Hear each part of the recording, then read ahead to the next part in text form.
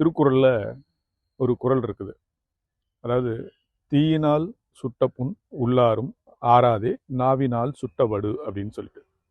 அதாவது, ஒருவருக்கு நாம் வெளிப்புறத்தில் அவங்களுக்கு உடம்புல ஏற்படுத்தக்கூடிய காயங்கள் ஈவன் தீயினால் சுட்ட காயமாக இருந்தாலும் கூட அது சீக்கிரம் ஆறிடும் அப்படின்னு சொல்கிறாங்க. ஆனால் அதே நம்ம ஒருத்தரை மனசால காயப்படுத்திட்டோம் அப்படின்னு சொன்னால் அது அவ்வளோ சீக்கிரம் ஆறாது அப்படின்னு திருவள்ளுவர் சொல்கிறாங்க. இதை சைக்காலஜியில் இதே தான் நாமளும் சொல்கிறோம்.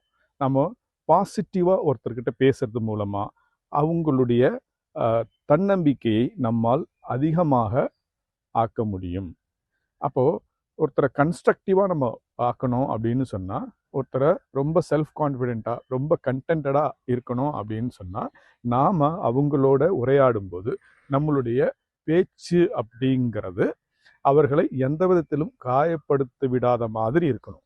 அப்போது நம்மளுடைய ஸ்பீச்சில் எப்படி நம்ம அவங்கள பாசிட்டிவாக சொல்லணும் அப்படிங்கிறது, அவங்களுடைய பாசிட்டிவான விஷயங்கள் என்னென்ன இருக்குது அப்படிங்கிறத நம்ம ஐடென்டிஃபை பண்ணி அதை தொடர்ந்து நம்ம என்கரேஜ் பண்ணுறது மூலமாக அவங்களுடைய அந்த கான்ஃபிடென்ஸை நம்ம பூஸ்ட் பண்ண முடியும். அப்படி பூஸ்ட் பண்ணும்போது அவங்களால இன்னும் நல்லா பெர்ஃபார்ம் பண்ண முடியும் அப்படிங்கிறது உளவியல் சொல்கிறது.